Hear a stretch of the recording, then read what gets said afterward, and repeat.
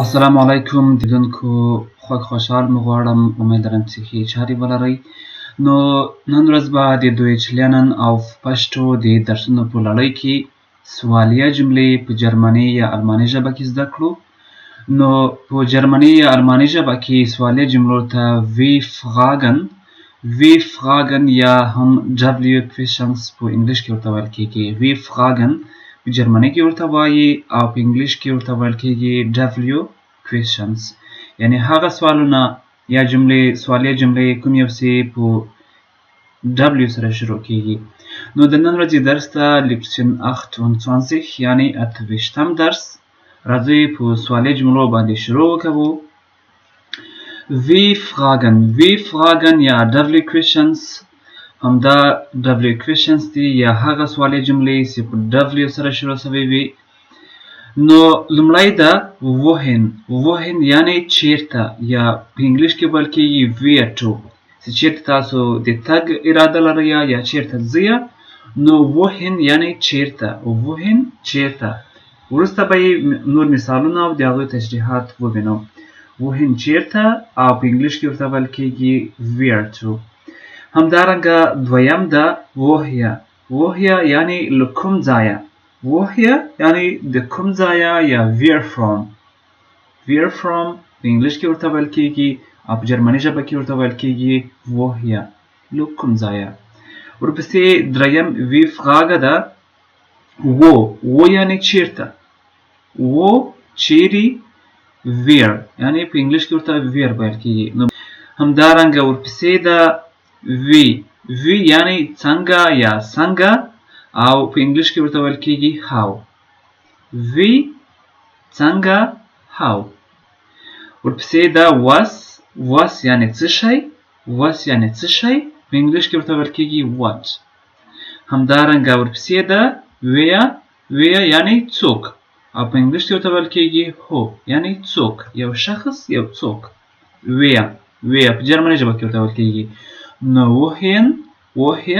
wo wie was where یعنی چیرته له کوم ځایه چیرې څنګه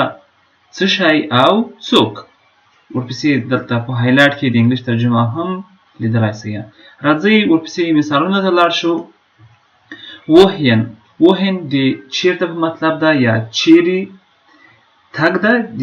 د یو اراده ده یو قصد ده یو destination ده غواړئ تاسې هلته لاړ شئ د یو څه اراده لرئ بل ځای ته ته چیرته ځې یا تاسې چیرته ځئ wohin gehen Sie یعنی where do you go په انګلیش کې ورته ویل کېږي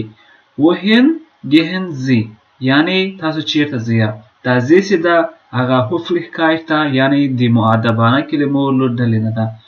نو wohin gehen Sie یعنی ته چیرته ځې یا تاسو چیرته ځئ د هغه جواب ده antwort د هغه جواب ده ich gehe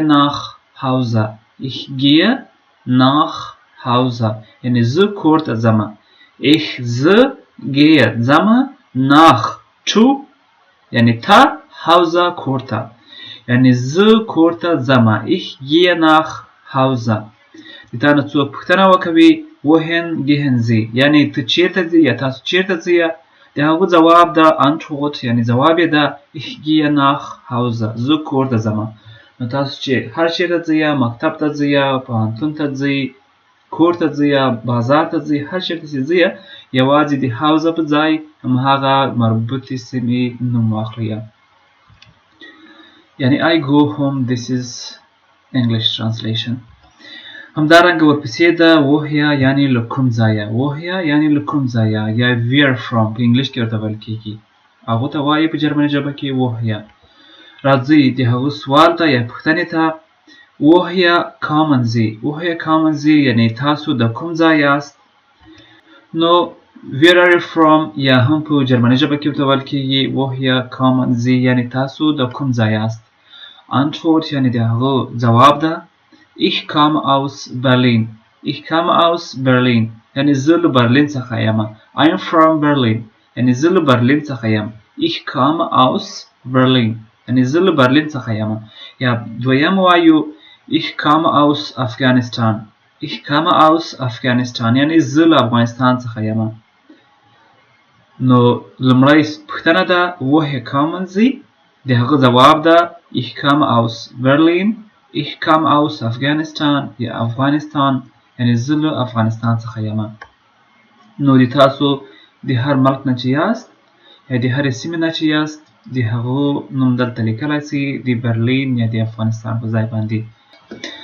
همدارنګه د وی د څنګه یا څنګه په مطلب ده او په انګلیش کې ورته how ویل کېږي. راځئ د هغو فراګه یعنی پوښتنې یا سوال ته wie heißen Sie؟ wie heißen Sie ته څه نومیږي په مطلب ده یا ستا څه نوم ده یا په انګلیش کې ورته ویل کېږي what's your name؟ what's your name یا wie heißen Sie؟ د هغو antwort یعنی جواب ده ich heiße منظور. ich heiße یعنی زما نوم ده منظور یعنی زما منظور نوم ده یا زه منظور نومیږم یا my name is منظور. نو که تاسو هر څه نوم وي د هغو منظور په ځای دلته تاسو لیکلی سئ. تاسو نه څوک پوښتنه کوي wie heißen Sie؟ wie heißen Sie یعنی ستا څه نوم ده ته جواب ورکوي ich heiße منظور, ich heiße احمد, ich heiße محمود. د هر څه چې ستاسو نوم وي هغه دلته استفاده کولی سئ. همدارنګه راځو د wie یا څنګه دویمې پوښتنې یا دویم سوال ته wie ist Ihr Vorname؟ wie ist Ihr Vorname یا ستا اولنی نوم څه ده یا what's your first name؟ یا همدارنګه د wie په ځای تاسو was هم استفاده کولی سئ یا was ist Ihr Vorname ستا اولنی یا لومړنی نوم څه ده. نو تاسو جواب ورکوئ یا هم وایاست په دویمه پوښتنه کې wie ist Ihr Nachname؟ wie ist Ihr Nachname ستا وروستنی نوم څه ده یا what's your surname په انګلیش کې ورته ویل کېږي.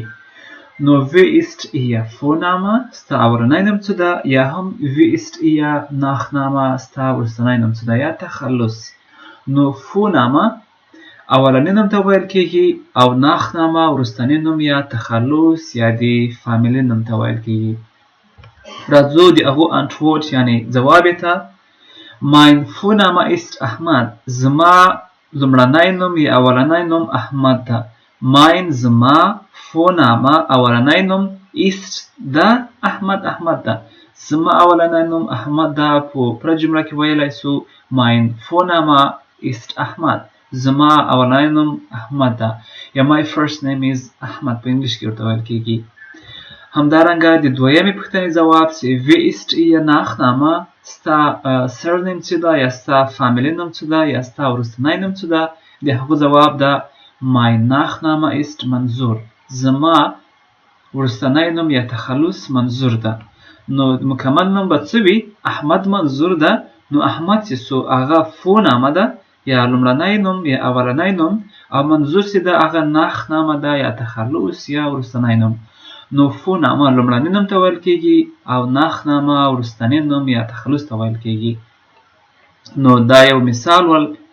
د تاسو خپل نوم اولنی نوم دلته استفاده کولی سئ د تاسو تخلص هم دلته لیکلی سئ. Vorname لومړنی نوم ته ویل کېږي چې احمد ده او Nachname وروستنی نوم یا تخلص ته ویل کېږي چې منظور ده. نو او پوره نوم یا مکمل نوم یا full name په انګلیش کې ورته ویل کېږي هغه احمد منظور ده. نو تاسو کولی سئ چې دلته د wie په ځای باندې was هم وکاروئ. راځو د wie Frage څلورمې پوښتنې یا شاید درېیمه یا څلورمه پوښتنه وي چې Frage ده wie geht es Ihnen تاسو څنګه یاست یا how are you په انګلیش کې ورته ویل کېږي. wie څنګه geht es Ihnen یا تاسو څنګه یاست. Ihnen چې د هغه Höflichkeit یا د ادب په خاطر یا هم د احترام په ډول باندې یو چاته استفاده کېږي. نو wie geht es Ihnen تاسو څنګه یاست یا تاسو هم ویلی شئ چې wie geht's du یعنی تاسو ته څنګه یې. نو هغه informal ده. Ihnen چې ده هغه formal یا رسمي ده. نو wie geht es Ihnen تاسو څنګه یاست د هغو antwort یعنی جواب یې ده gut ښه یم danke مننه und Ihnen او تاسو څنګه یاست. نو پوښتنه ده wie geht es Ihnen تاسو څنګه یاست جواب یې ده gut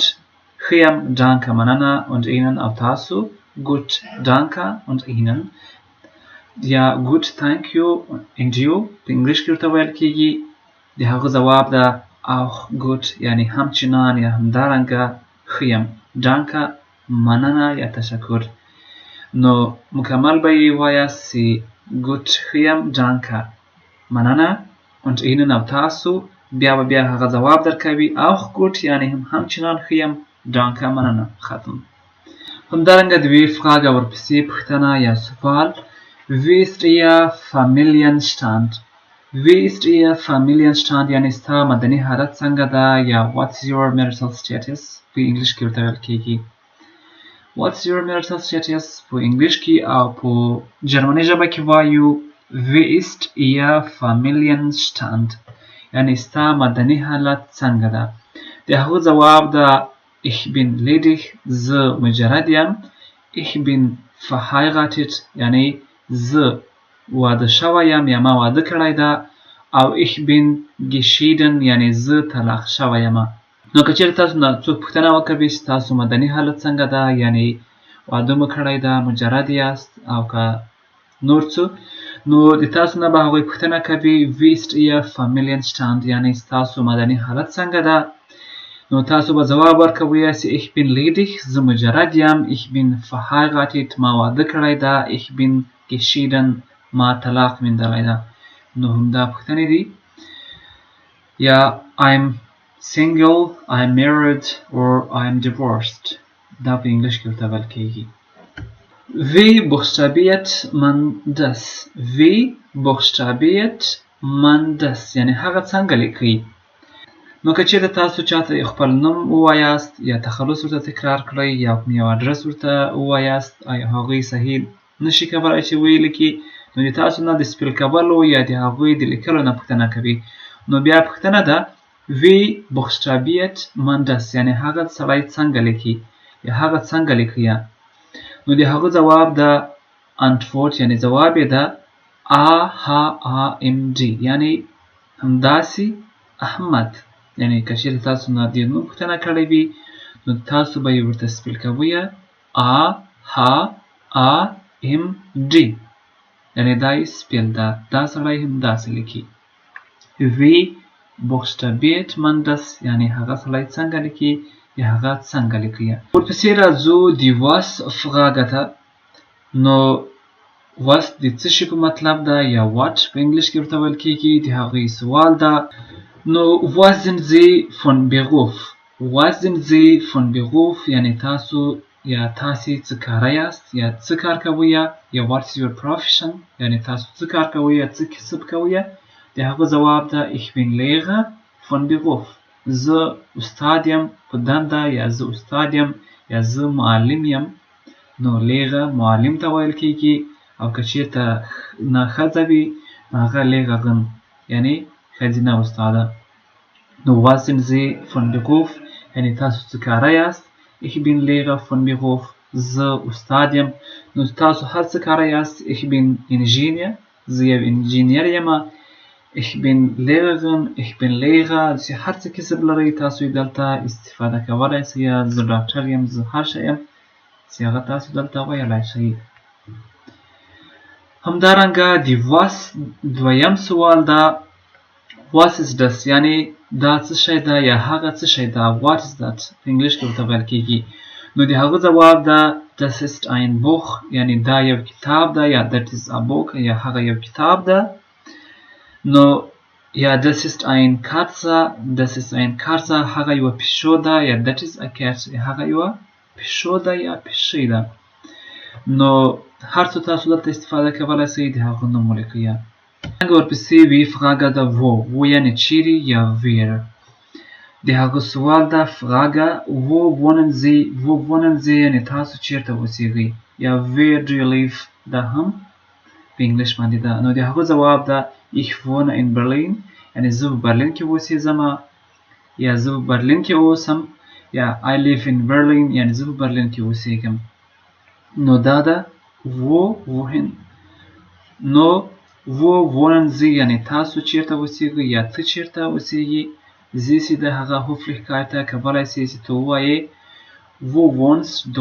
wohnst du یعنی ته چیرته اوسیږئ هغه informal ده او دا formal ده wo wohnen sie یعنی تاسو یا ته چیرته اوسیږئ همدارنګه ورپسې وی فراګه ده wer یعنی څوک یا who په انګلیش کې ورته ویل کیږي wer یعنی څوک د هغه پوښتنې ته راځو wer ist das یعنی هغه څوک ده wer ist das یعنی هغه څوک ده یا who is that no das ist meine Mutter هغه زما مور ده یا that is my mother هغه زما مور ده das ist mein Mutter نو که هر څوک وي das ist Sarah das ist Anissa das ist Umaid چې هر څوک وي هغه نوم تاسو درته ذکر کولای شئ اشاره درته غواړو بالا مسپارو tschüss خدای پامان bye bye und auf Wiedersehen tschüss